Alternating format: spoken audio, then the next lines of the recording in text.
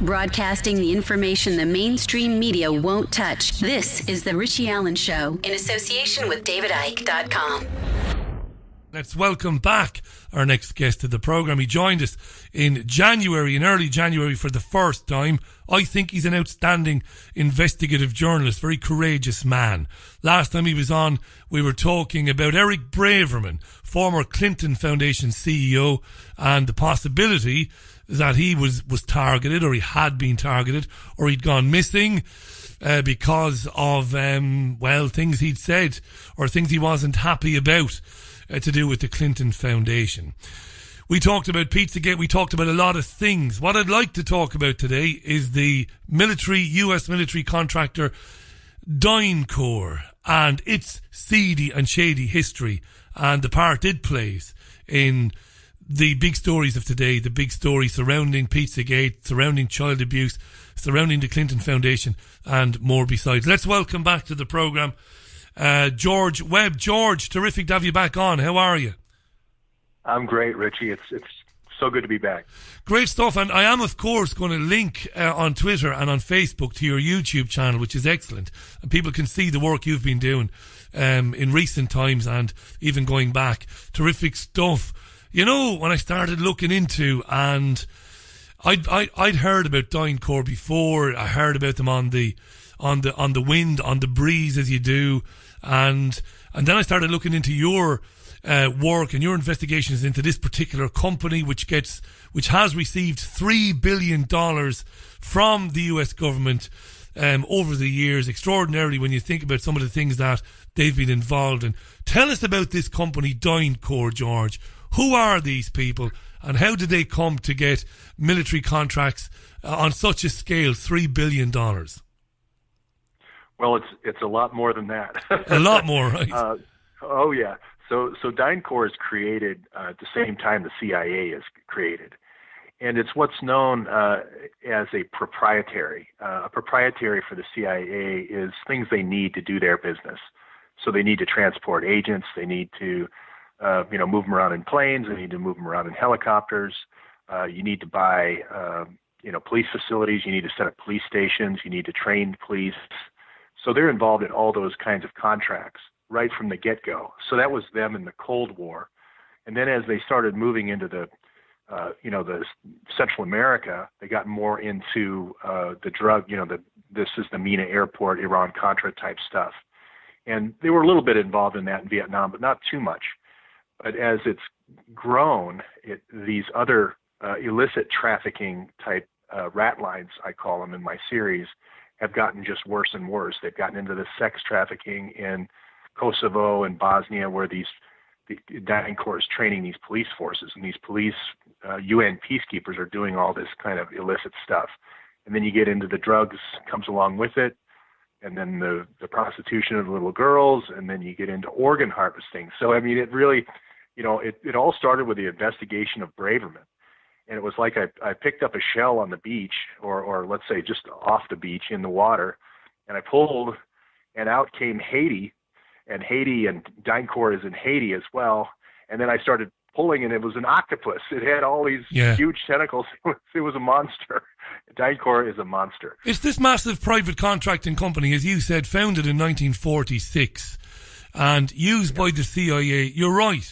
If you're lazy and you just go to Wikipedia, it'll tell you $3 billion. Other sites will say more. But as you said, it's a lot more than that. We'll talk about Haiti shortly. How does a company describing itself as a private military contractor, outsourced to do things by the government and by the intelligence agencies, how does it end up in child prostitution, in child rape, in trafficking, in murder? How does that happen? Well, it actually goes back to the very beginning of after the war with the CIA. The CIA did not want or did not have a mandate from Congress, did not have a budget. So they set up a heroin trade network through Cuba with the mafia to begin trading in heroin, so that the CIA could pay money for this operation called Gladio, which is basically setting up all these little private armies. So by day you'd be dressed in plain clothes, and by night you'd go and do these, operations. You'd blow up railroads, or do assassinations or whatever. So from the very beginning, this narco terrorism or narco counterinsurgency was the way that the CIA got around having to go to Congress to do their operations. And really, it's been that from the very first day. It's just that it's just gotten worse and worse. All these different illegal operations just allow them to do more and more. So Dyncorp is really the black budget of the CIA. It's just one of the companies that they use to do operations around the world. It's an extension of the CIA, effectively. That's what it is. I mean, you perfectly described it there. And what you see, the $3 billion or whatever, I mean, they just did one contract for $10 billion to do all the maintenance of planes and helicopters around the world for the U.S. Air Force, just one contract. But once you establish operations somewhere, let's say you're building a police station somewhere, this is the old Phoenix program in Vietnam, then you establish all the other illegal around it. So the part that's above the board, which you see, the overworld, if you will, is about 1/100th of the underworld that goes on around the police station, if you see what I mean. Remind our listeners, because again, there will be people sometimes listening to this, programs like this, they won't be able to believe their ears. Remind our listeners about people like Catherine Balkovach, who was an American policewoman who worked for Dyncorp and blew the whistle on what they were doing in the Balkans. This is unbelievable, this. This is a company, as described by George there, a multi-billion, maybe $1 trillion company, an arm of the CIA, outsourced to do jobs all over the world on behalf of the CIA and the US government. Tell us about what was going on in the Far East, and tell us about Catherine Balkovach. Major story, which I would have covered when I was working in mainstream media 15 years ago. I certainly did cover this. Tell our listeners about this. Yeah. So this got made into a movie called Whistleblower. This is all sworn testimony corroborated by several different people these were police officers who were recruited by Dyncorp to work in Kosovo. And if Kosovo, for the geography, it was a piece of broken off from the old Yugoslavian country of Yugoslavia, and it was right next to Serbia. So where they were located near the border, they were able to go across doing these night operations I was talking about and kidnap these Serbian girls. Some of them were Ukrainian as well, but mostly Serbian girls. They started brothels. Now I'm talking about the police officers started these brothels for making money for local operations. The police officers were encouraged to take a wife, quote unquote, of these 16-year-old girls, and they were encouraged to sell them and get a younger girl till Balkovich testifies that you had 55-year-old guys with 13-year-old wives or girlfriends. So that's how the CIA kind of creates a sex trade, because for every seller there's a buyer. So they created these sex trade, child trafficking sex trade there. And of course it all blew up, and then it got turned up in the CIA, and we got a case back here in the U.S. to the U.S. The line has just gone a bit scratchy there, George. George Webb is on the line. No, it's come back. Okay there. That's good. Okay. It always when I start talking about the U.S. prosecutor, it always gets scratchy. It is interesting, isn't it? And we are getting a lot of tweets, and we will continue to get a lot of tweets on this. Some of our listeners are very savvy. They've been following you and what you've been writing and saying about these things. They've also been doing their own work on this over the years.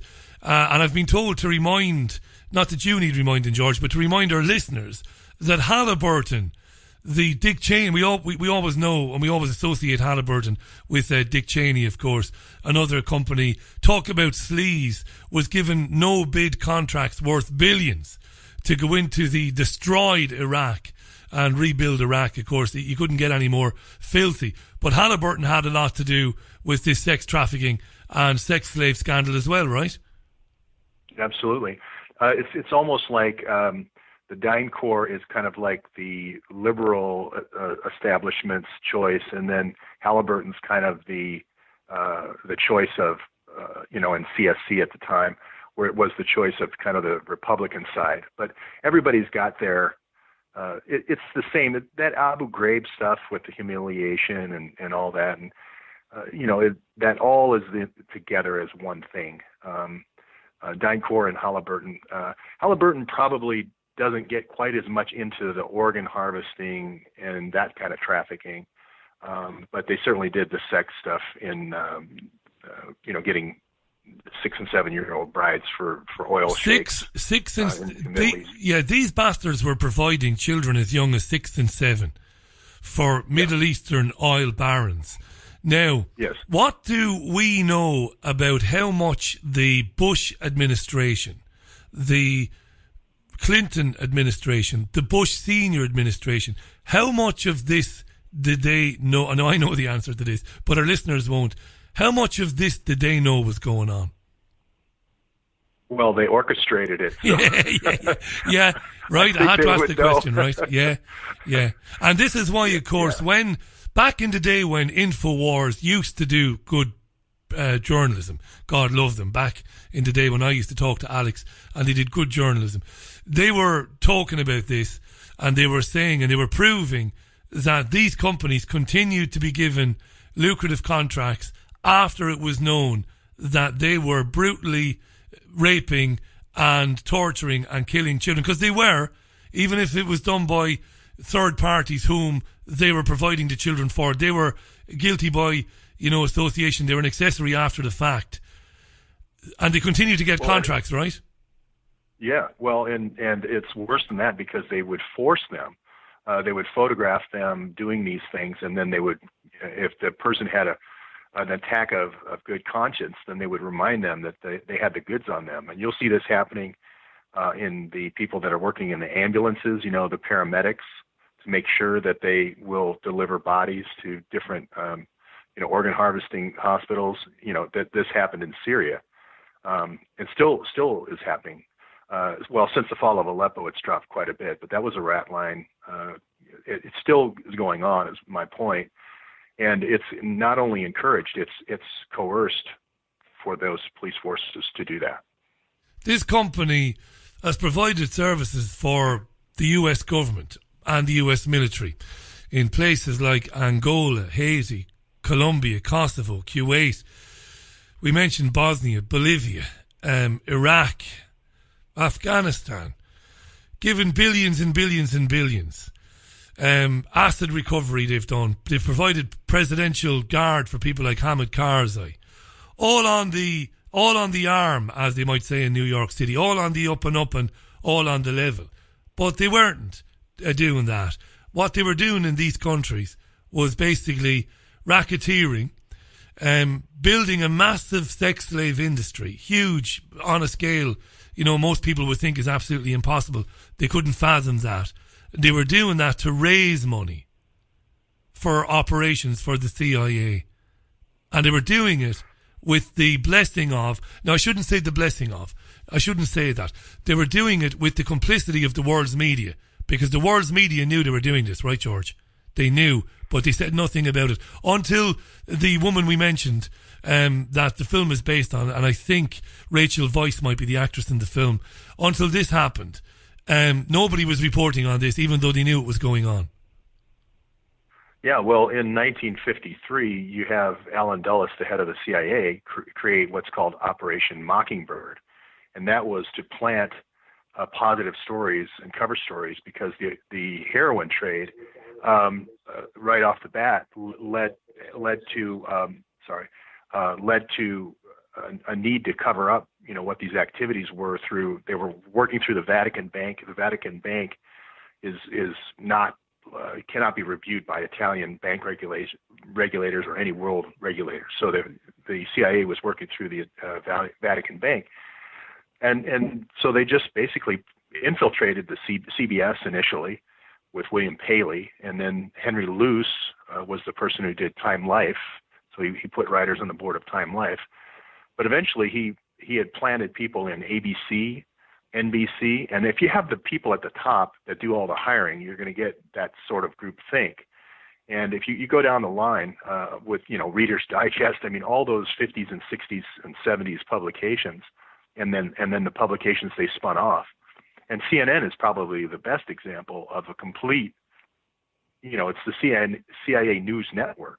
And the whole idea for it was that they would put out messaging in every airport in the world. So no matter where you were traveling, you get the same simultaneous message in every country of the world.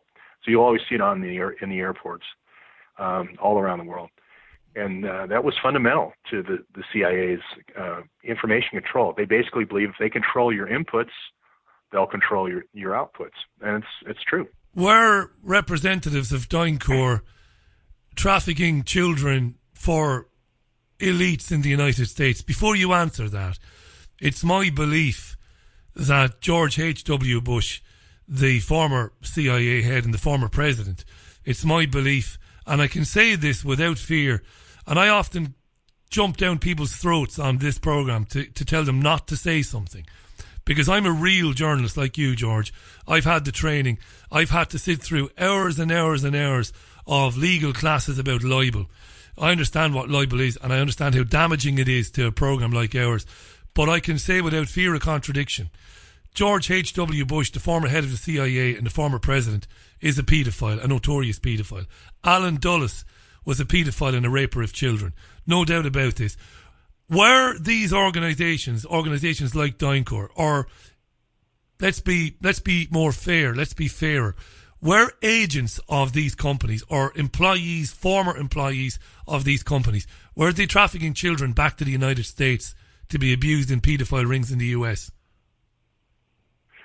The answer is yes, and now I do want to make a distinction because you gave me the kind of the libel, warning or disclaimer. There are a lot of great soldiers that serve our country, and go to Dyncorp places where they're peacekeepers and do training, and they never see any of this stuff. They do their job, and nothing like this ever happens. Kosovo was a little bit of an exception. This is one of those things I never try to, paint the whole barn, with the generalizing statement. But there are a lot of recruiting. Dyncorp likes to recruit or put people back into the United States, into our counties. England has counties as well, right? So it's, you have a large geographic area that's controlled. And then you can have a little private airport, a little private heliport off to the side somewhere in the country that doesn't see any activity, and you can do your trafficking there. Usually there's a small town, there's a gang of some type, a motorcycle gang, or in America we have the, kind of the La Raza type gangs, and that's where you do your operations. So people in the city don't see it. In the major metropolitan areas would not see that. And that's how the operation is done in the United States with Dyncorp sheriffs, mostly and particularly. There are some, I said this yesterday or about 2 days ago for the first time, because I have an open research project. When people watch my videos, they give me feedback. I got back one day later 143 pages of Dyncorp sheriffs in the United States. So we're doing a research on to see if these bad habits from the sex trafficking, the child trafficking, came back from foreign theaters of war and peacekeeping missions back to the United States. That's our current project right now. But we don't know. Absolutely. And it must be said, and I'm not saying this in any way to cover what George said. I'm saying this because it's true. Dyncorp will tell you, well, they won't tell you because they won't speak to you, but they would tell you that they fired people when they found out that people had been trafficking children in Bosnia and Herzegovina. Dyncorp will say, when we found this out, we detained people and people were fired. Now, they will say that. But it must be said, there is a caveat there. People were forced to resign by Dyncorp, which is good. It's a good thing if any corporation discovers their employees are doing anything like that. However, to date, nobody has been prosecuted for this activity. Nobody. Yeah. And this is shocking. Well, yeah, and you had Cynthia McKinney on a while back. I listened to that show. She had questioned, when she was a U.S. representative, questioned Donald Rumsfeld in 2004. And she said, we are giving contracts to this company called Dyncorp, and Dyncorp International, I should say. And you are, you're engaging in sex trafficking. So why are we doing this as a contractor? That was in 06, wasn't it? Yeah. Sorry to interrupt you there, George. Yeah, you're right. That was in 06. I mean, she testified. She was questioning Rumsfeld, wasn't she? And she brought this up. Right. And her next question was, and oh, by the way, the reason we can't balance our budget in the United States is because of the DOD. And the DOD, so something you're doing is breaking the bank. And why don't you tell us what it is? And it was, at that time, I think, around 9/11, it was about a $2.3 trillion black budget. And then I think the time she was asking it had grown to 3 or 4, and now it's up to $6.5 trillion at least. That's the Department of Defense's own Inspector General says that. Some people say it's as high as $9 trillion.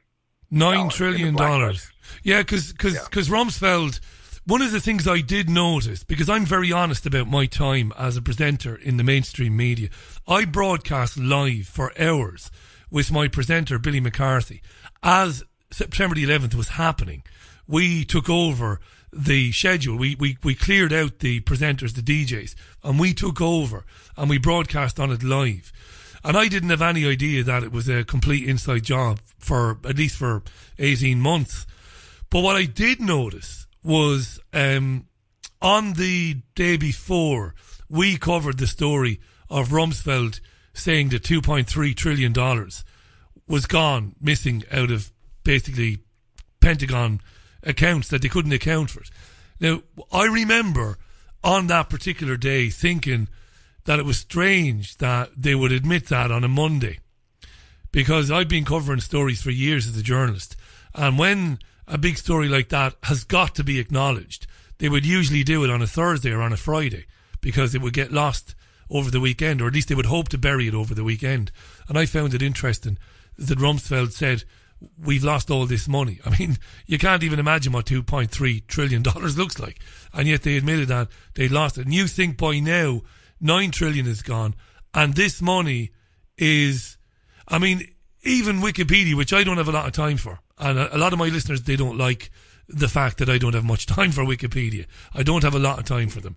But, you know, they if you just read what Wikipedia says about Dyncorp, they do talk about massive amounts of money going missing in crazy projects like building swimming pools for Iraqi policemen and all sorts of stuff like that. Money just gets squandered. Money just goes missing. $9 trillion.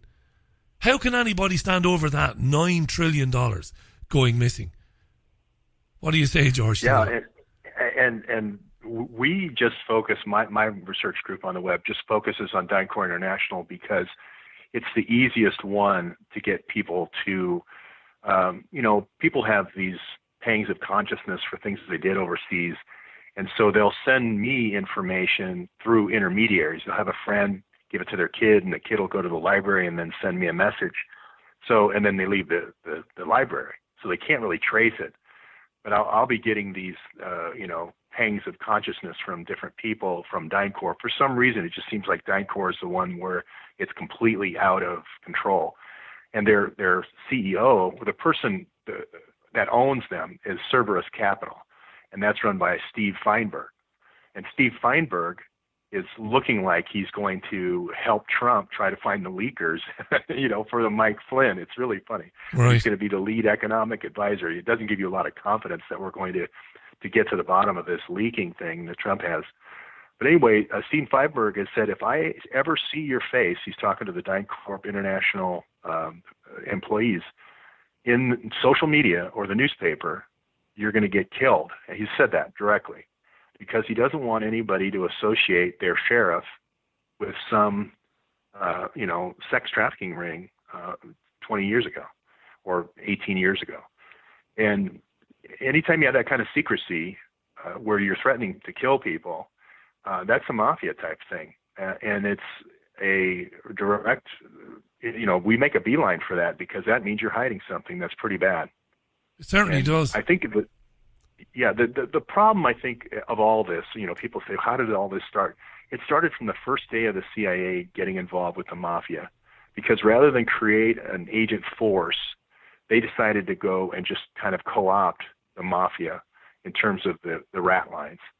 And, this affects Europe as well, because what they would do is create these teams of people. It goes right back to the Nazis. Reinhard Gehlen, he had these soldiers that were ex-Nazi soldiers, and the CIA co-opted them. They dress in plain clothes, but we had places where we were hiding weapons for them and doing spying, espionage, doing sabotage. And this is the NATO budget. NATO has drained, the budget has been drained for these Gladio operations from normal peacekeeping activities that they should be doing. So it affects Europe as well. Here's a staggering thing to discover, and then you have to wonder about the power behind this particular organization. They had to give back nearly $8 million to the US government a few years ago. I think it was back in 2011 or 2012, might have been 2011. They had to give back the best part of $8 million because they admitted that they overestimated or inflated reimbursement claims for contracts in Iraq. But that was kind of chump change, really, because the New York Times said that nearly $200 million had gone missing. And the New York Times basically accused Dyncorp of fraud in a weapons buying contract that they had for weapons to be provided for the Iraqi police. So how is it that this company is still such a major player? Now, look, I know the answer, but I'm thinking of, I know you're probably thinking, George, this guy is stupid. He's not listening to me. I am. But I am. We have listeners on commercial radio who just won't, they can't fathom, they can't understand this. How would all of this evidence of child abuse, child disappearance, employees of Dyncorp, again, to play the devil's advocate, Dyncorp would say, listen, where we found evidence of that, we fired people. That's what they would say. What I would say is, okay, I'm not accusing the CEO of doing anything like that personally, or the board, or the shareholders. I am not. But I'm saying, how does this company still represent, how is it still such a massive player in defence contracting and defence provisions, providing jobs and outsourcing for the government? How is it still there?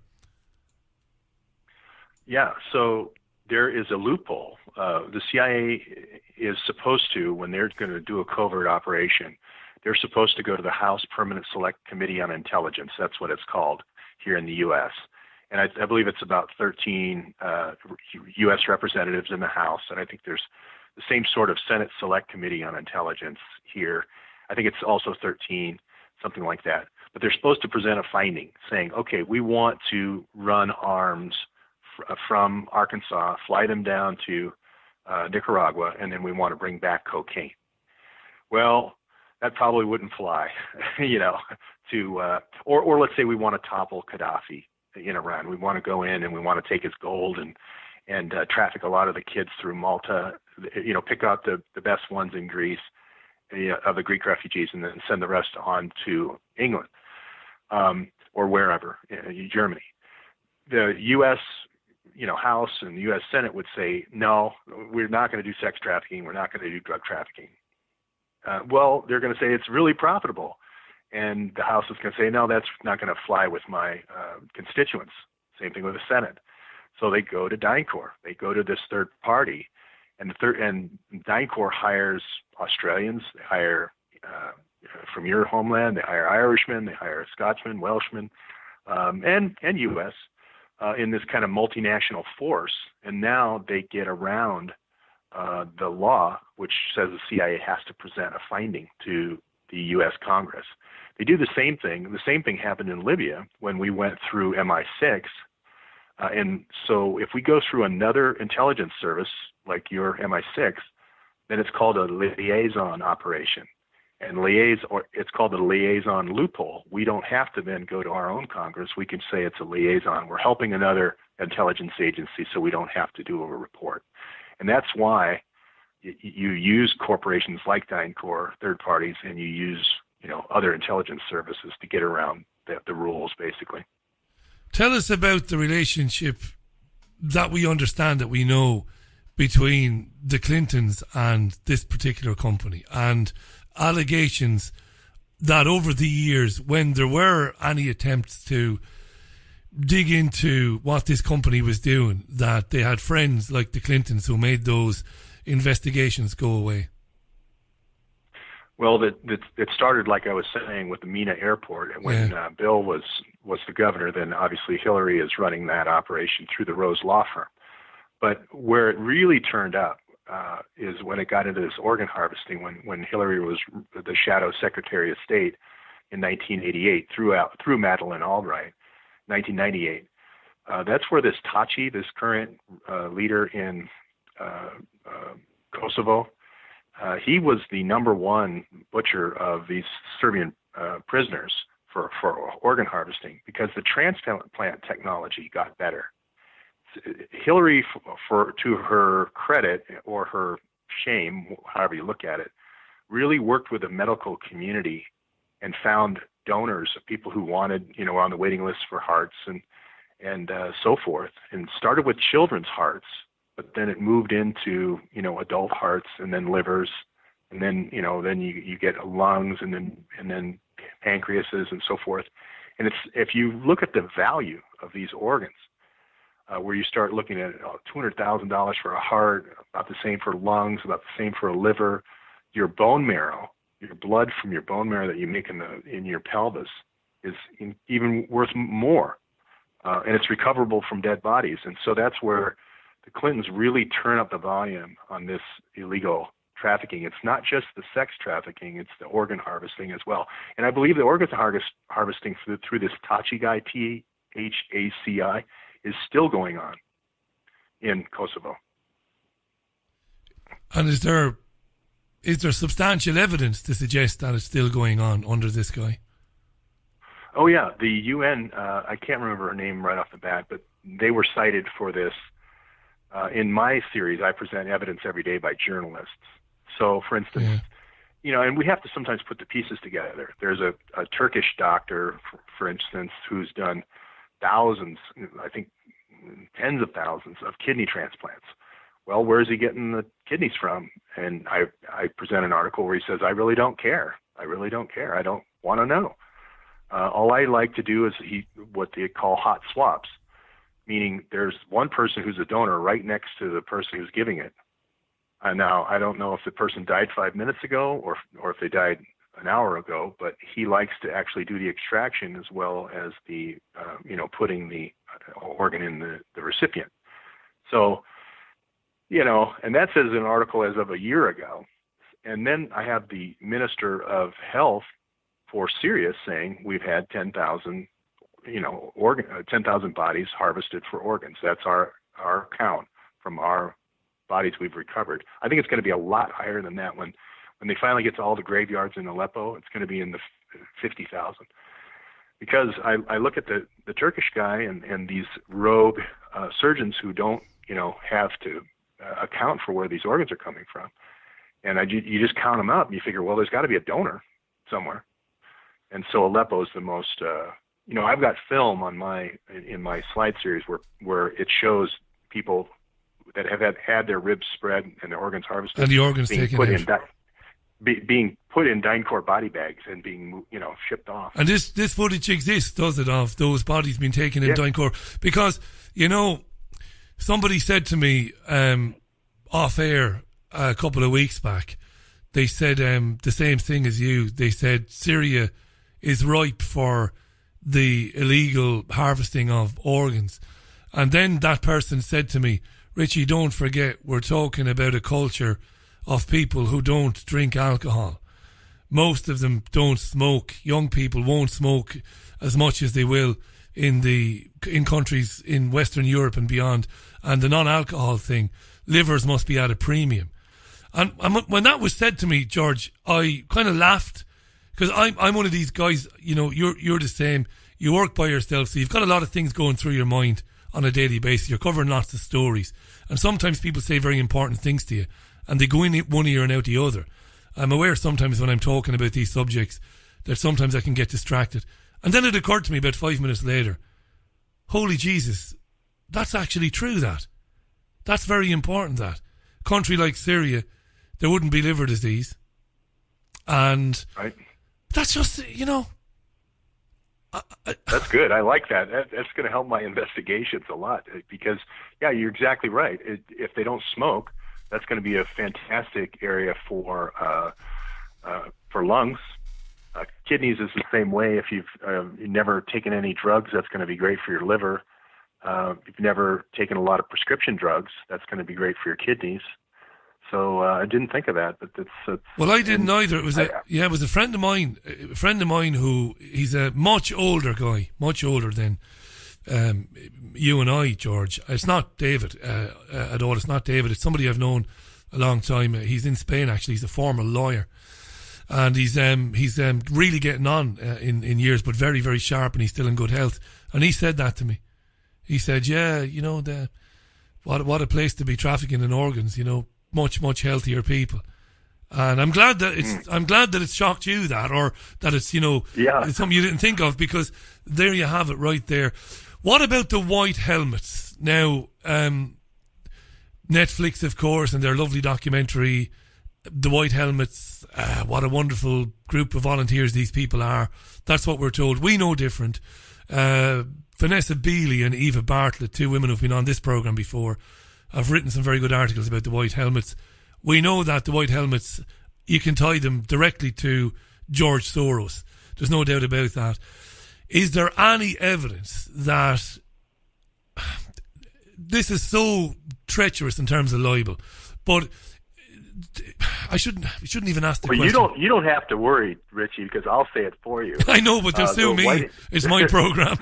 I'm sorry. That's the way it works. I'll follow your lead. But look, I know for a fact that the white helmets have been involved in very, very serious levels of propaganda in Syria. I know that they've not been pulling people out of. They might be pulling people out of buildings, and they might, on the surface, appear to be doing very nice things. But we also know that they've been involved in murder. We know this to be absolutely true. They're not whiter than white, no pun intended. What are we hearing about their involvement with Dyncorp? Well, first, I about all the George Soros NGOs, they all have great people doing things during the day that are good.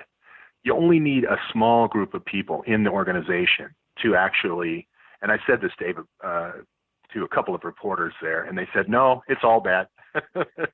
So there's no even premise, of trying to have a few people doing the right thing as far as the white helmets go. And that's certainly something Eva Bartlett has reported. So I can just she's brilliant. And your work is impeccable, George. What I liked about you talking about Braverman is you're an investigative journalist. You're old school.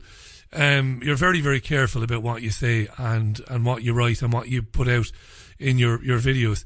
So we have a situation basically, and it's going to come as a massive shock to many of our listeners.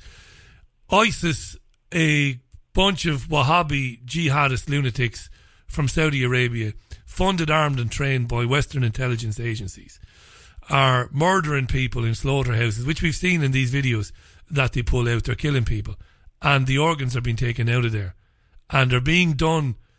That's being done under the watch of employees of companies like Dyncorp and so-called voluntary organisations like the White Helmets. We're pretty certain that we can't be accused of fantasy or making stuff up. That's what's going on, right? Well, if you go to the WikiLeaks, for instance, which a lot of your listeners, and just search on the word Dyncorp, or search on the word organ harvesting, and get a cup of coffee, because the screen's going to be rolling for a while. But those are source documents written in the hands of their own conspirators. So that's not something I wrote, those emails. So that's just your easiest, quickest proof point of this stuff. It'll just your eyes will glaze over rolling the screen. And it's the same thing with sex trafficking. Just say Dyncorp and then say sex trafficking, and then or just say sex trafficking, and you'll get all the Dyncorp hits. So I'm not saying anything about Dyncorp other than go to WikiLeaks as your first, or just do a Google search. And that's another way. No, you're right. Find Listen, a whole bunch. there are so many incidents that have been proven beyond a doubt. They've admitted it themselves by firing these employees. And of course, in the event, and I mentioned this earlier on, that they were here to defend themselves, they would say, where we've seen examples of this in the past, we fired people. Where money went missing in the past, we fired people, and we reimbursed the relevant authorities. That's what they would say. But of course, that's not good enough. It's not good enough because these things have gone on, and they continue to go on today. And whether Dyncorp wants to hide behind it's rogue employees and, you get a few bad apples in war zones, they will do bad things. That's not good enough. And what's equally not good enough is that the US government continues to do business with them and give them tens and tens of millions of dollars a week. Because when you look into the funding of this company, you're talking about millions a day funneled to companies like this to get involved in the activities they get involved with overseas. Did anything prepare you for coming across this information? I don't think I put this to you the first time we spoke. You're obviously a very smart man. You're very articulate. You're very well read. Does anything prepare you for the enormity of what you uncover when you look into this stuff, George? Not really. I think, like I was explaining with the octopus, I was looking at just the shell on the beach and then kind of followed the tentacle and then saw this huge head and then all these other arms flailing around in all these different continents doing all these different things. What it really did help, though, for me is to kind of get an understanding of what causes this stuff all around the world. It's not, there's evil over here and there's evil over there and it's all unconnected. All the tentacles do come back to the head of the octopus. And actually it was a very good book written called The Octopus about this.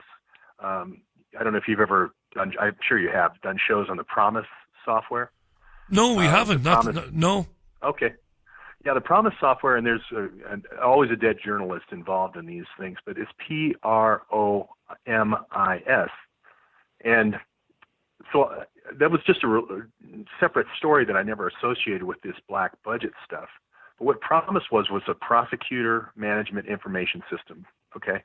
And it was stolen by a guy named Bill Weld, who was our vice presidential candidate for the Libertarian Party this year. It was stolen. He was at the Department of Defense. He stole it and then sold it to Israel Intelligence Service. He sold it to MI6. He sold it to CSIS in Canada. He sold it to through Israel.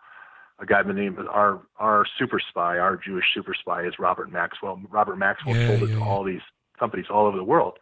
Well, what the CIA did was built a back door into this software, and basically it managed the people who you were targeting in a prosecutorial system. And so it found all the criminals. It could backdoor and look at, here's all the criminals in England, here's all the criminals in Wales or wherever. And then it would go, instead of going and arresting them, it would go recruit them as people to run the sex operations or the drug operations. So this Promise software was this octopus stretching all over the world. So this is the IT part of it.